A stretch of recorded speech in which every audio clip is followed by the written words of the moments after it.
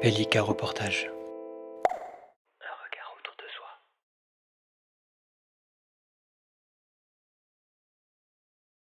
Et en fait, je suis pas une exception, hein, Ouais. plutôt c'est des exceptions, c'est ceux qui arrivent à terminer chercheur, quoi.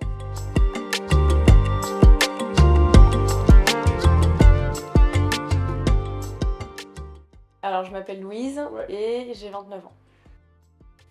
Fac de bio, enfin licence bio, et puis après master plus en éthologie, écologie, donc comportement animal. Ouais.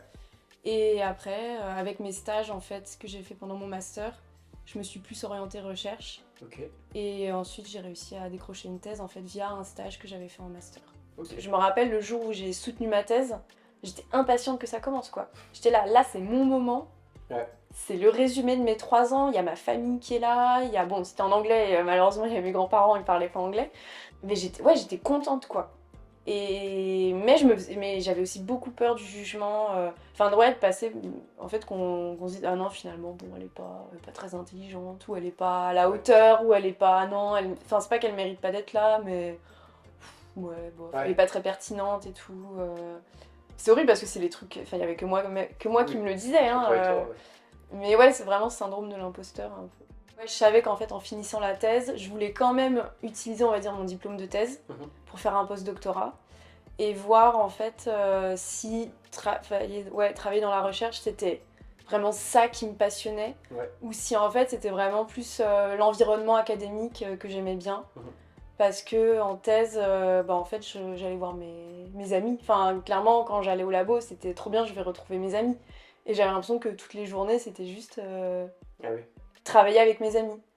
Et même s'il y a eu des moments après où c'était plus du travail intense, il y avait de la pression quand même de finir dans les temps, de publier.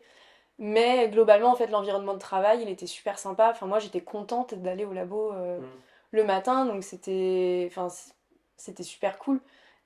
Mais je me demandais en fait, tiens, est-ce que c'est ça qui me fait aimer la recherche, cet environnement de travail juste trop bien, ou est-ce que c'est le sujet en lui-même, c'est la recherche en elle-même et tout, ou est-ce que c'est un peu un mélange des deux?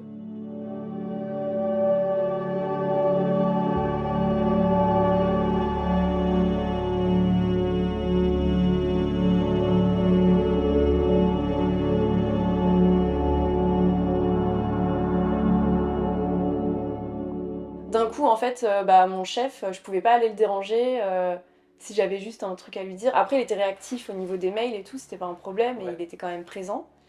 Mais c'était plus la même relation, et je voyais bien aussi qu'on attendait de moi à être en fait vraiment plus indépendante. Alors j'avais l'impression qu'en thèse j'avais plus un truc d'équipe, enfin je sais pas, ça faisait plus équipe. Alors que là j'étais venue toute seule avec mon projet dans ce labo, il y avait que moi qui travaillais sur ce projet, donc c'était un peu ouais, t'es toute seule quoi. Ah oui. En recherche, tu fais ton emploi du temps comme tu veux. Ouais. Sauf quand, comme moi, là, je travaillais avec des organismes vivants, qui avaient un certain rythme circadien, qu'il fallait respecter quand on faisait des expériences. Donc, par exemple, les abeilles, pendant la thèse, elles sont actives le matin. Elles font une pause entre midi et 2, un peu comme nous. Donc, c'était surtout, voilà, il fallait, pendant l'été où je faisais les expériences, parce que c'est là où elles sont actives, sinon... sur leur rythme. Voilà, on se calme, mais voilà, ça dure pas toute l'année. Et après, le reste, en hiver, c'est l'analyse des données, de l'écriture. Et ça, on le fait un peu comme, voilà, au rythme qu'on veut. Par contre, j'ai fait du terrain 2 fois en 2 ans, au Panama, dans un laboratoire d'accueil, dans des serres à papillons, parce que je faisais des expériences comportementales sur les papillons. Et là, le rythme, c'était hyper soutenu.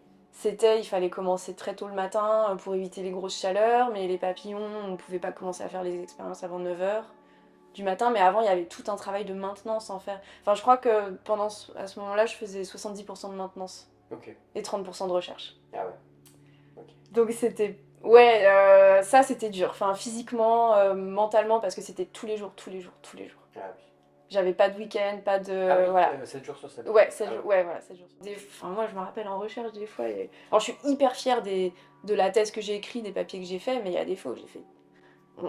Toutes les personnes en recherche, ils pourront témoigner de la même chose, mais on taffe sur un truc pendant des mois pour après dire ah bah non, en fait, bah non, ça servait à rien, ou j'ai faux, j'ai mal fait l'analyse, il faut tout que je recommence. Et là, on a le sentiment de, même si on est allé plus loin, même si on a appris quelque chose dans le processus, qu'en fait, ça sert à rien, enfin qu'on fait une page blanche, quoi. C'est ça, ce sentiment, il est terrible. Donc après, on apprend à passer à autre chose et à dire non, en fait, je suis pas repartie de zéro, mais c'est... En fait, c'est j'en ai un peu marre de recommencer à chaque fois socialement. C'est plus socialement, ouais, de me dire... puis de rencontrer, enfin à chaque fois, je rencontre des gens trop bien. Et en fait, je pars ou ils partent et en fait, on se voit plus et c'est difficile d'entretenir des amitiés après à distance. Enfin, il y en a avec qui ça marche, mais c'est vrai que c'est un peu épuisant et puis ça fait trop de la peine, quoi. Moi, je pleure et tout quand je dis au revoir à des gens avec qui j'ai trop accroché. Je sais pas, il y a un peu un prestige qui est lié au monde de la recherche, j'ai l'impression. Ou alors, dès qu'on dit doctorat, on pense que c'est des gens, peut-être qui sont... beaucoup plus intelligent que la moyenne, enfin j'en sais rien, alors qu'en fait... On fait des longues études déjà. Donc... Oui, c'est des longues études, mais c'est plus, j'ai l'impression, je sais pas, une question d'endurance un peu. Puis oui, après, il faut aimer faire des études. Hein. Donc il y avait la précarité des études, après, ouais, la thèse, c'est pas non plus... Enfin, quand on est en tout cas payé par le CNRS ou par une fac, voilà, c'est pas... Les salaires, en tout cas moi, quand j'ai fait ma thèse, c'était pas incroyable. Et après en postdoc, alors là on est vachement mieux payé. Enfin là j'étais en mode ah bah enfin j'ai un salaire qui est décent et qui prend en compte mes 8 années d'études.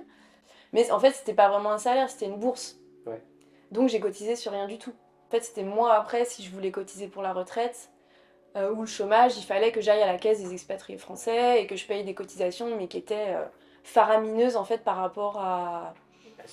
Si j'avais eu un salaire vraiment, enfin c'était super élevé. Donc je dis bah voilà, j'ai fait le choix de dire tant pis, je cotise rien pendant 2 ans. Mais voilà, au bout de 2 ans c'est terminé et il faut recommencer. Donc soit on postule à des offres d'emploi qui sont mis en ligne par des labos qui ont des financements et qui recherchent des personnes avec telle et telle expertise. Le recrutement pour bosser au CNRS par exemple, donc qui est l'institut qui recrute principalement les chercheurs en France, y a de moins en moins de postes ouverts chaque année. Donc la compétition elle est de plus en plus rude. En France il n'y a pas beaucoup d'argent pour financer la recherche. Clairement c'est pas une priorité de financer la recherche. En tout cas la recherche théorique que moi je faisais. Il y a aussi une limite d'années d'expérience. Pour postuler à des bourses de thèse. D'accord. Enfin, pas des bourses de thèse, des bourses postdoctorales. Faut pas avoir trop d'expérience. Ouais, il y en a, par exemple, tu peux pas postuler après 3 ans post-thèse. Ah ouais. Parce qu'ils veulent privilégier les jeunes chercheurs, voilà. Ou après 5 ans. Donc ça rajoute encore un niveau où, en fait, on peut même pas postuler à tout. On est en compétition tout le temps les uns avec les autres pour demander des financements. Ça pousse en fait à aller toujours plus vite, dans la recherche, quoi. Il y a une compétition comme ça, une course à la publication. C'est un système qui est pyramidal et évidemment qu'il y a des gens qui finissent par pas avoir de poste. Et pour ceux qui ont réussi à avoir un poste, un CDI, un poste fixe, c'est un peu tabou de dire ça, mais en fait, on est beaucoup à arrêter. Parce qu'il y a beaucoup plus de doctorants qu'il y a de chercheurs. Et en fait, je suis pas une exception. Hein, plutôt, les exceptions, c'est ceux qui arrivent à terminer chercheur. J'ai plus confiance en moi quand je dessine parce que je sais ce que mes dessins ils valent. Et je sais qu'ils sont bien. Mais dans la recherche, en fait, j'avais le syndrome de l'imposteur, mais un truc de fou. En fait, on est tellement dans la recherche entouré de gens qui sont de partout, genre à des confs, à des trucs de vulgarisation. En fait, t'as l'impression qu'ils s'arrêtent jamais de travailler. Et tu dis, mais moi je peux pas en fait être en compétition avec ces gens-là. Mais moi c'était pas comme ça que j'allais m'épanouir, quoi, en étant à fond juste dans le boulot et pas en gardant des loisirs et une vie sociale à côté et tout ça. Et j'avais l'impression que j'étais juste pas assez douée, quoi, en fait, pour ça. Que j'en voulais, que j'avais pas assez les crocs, on va dire. La maniaque que ce que tu veux. Ouais. Alors j'ai eu des réflexions en mode mais toutes ces études pour rien. Pour rien, ouais. Et j'étais là, mais non, c'était pas pour rien, parce que je regrette vraiment pas ce que j'ai fait, quoi. C'était trop bien, j'ai rencontré des amis, ça va sonner un peu cliché, mais des amis pour la vie, ça m'a permis d'aller vivre à l'étranger. Pendant le Master 2, je suis partie 6 mois en Afrique du Sud dans une ONG où j'ai fait c'était incroyable, quoi. Franchement, c'était une des meilleures périodes de ma vie, là, ces 6 mois. Et ouais, ça m'a permis d'aller habiter dans d'autres pays, de rencontrer plein de gens que j'aurais pas rencontrés si j'étais restée en France, de nationalités différentes. En fait, je trouve que ça m'a ouverte Au monde. au monde, ouais.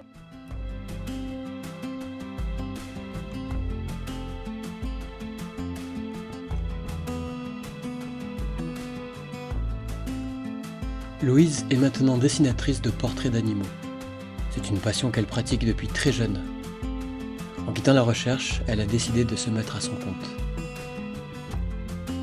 De la science au dessin, un parcours qui lui appartient, mais qui pourrait en inspirer d'autres.